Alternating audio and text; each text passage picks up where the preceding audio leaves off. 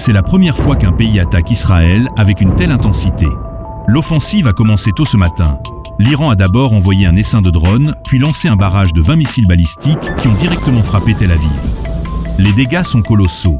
Des explosions ont pulvérisé des immeubles du centre-ville. L'hôpital Soroka dans la ville de Beersheba a subi l'onde de choc d'un missile tombé sur une base militaire souterraine située à proximité. Les déclarations de Netanyahou, dénonçant une attaque contre un hôpital à Tel Aviv, ont été perçues comme une moquerie par la communauté internationale après la destruction de 94% des hôpitaux de Gaza.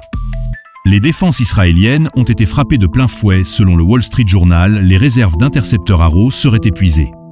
L'Iran a pris le contrôle de l'espace aérien. Ces frappes ont visé un point stratégique du bouclier antimissile avec une précision chirurgicale, provoquant plusieurs explosions en chaîne, suivies d'un brasier impressionnant.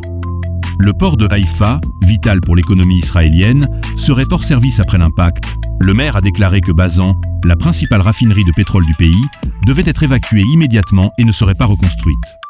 L'aviation israélienne a mené dans la journée des frappes sur le réacteur d'Arak. Et ce soir, Israël a largué des bombes anti-bunkers sur Téhéran probablement pour éliminer le guide suprême Ramneh. La défense aérienne du pays a abattu des drones cet après-midi autour de la ville de Paul Dokhtar dans la province du Lorestan, ainsi qu'un drone Héron à Khorramabad. Les États-Unis ont acheminé en urgence 14 cargaisons d'armes en 24 heures, révélant la dépendance stratégique d'Israël. Concernant une éventuelle participation russe à la défense iranienne, la réponse de Poutine est claire. L'Iran ne demande pas d'aide militaire, donc rien à discuter.